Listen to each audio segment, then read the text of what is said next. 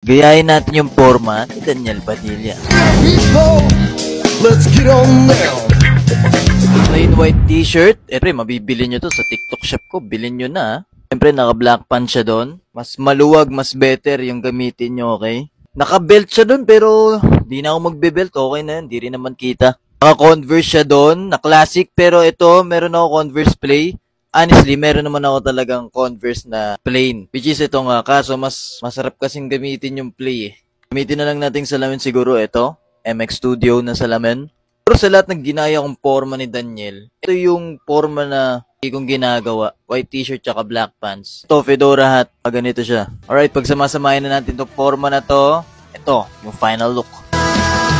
Simple lang ang pangarap ko, mahalin ang katulad mo. Ano, kuwang-kuha na ba si Daniel Padilla? Sky the limit. Mukha na lang talaga kulang eh, no?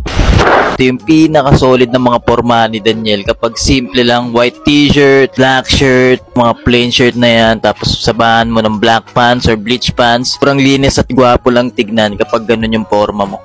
Iksi nandito niya, pero sa akin tinupi ko na lang. Tupiin nyo na lang din yun sa inyo para muscle fit.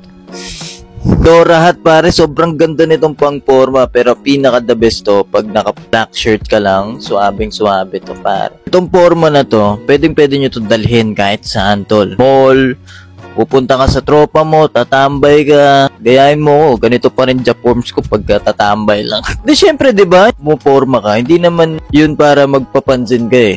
Pumaporma ka kasi maging malinis ka tignan, di ba? Baga gentleman look.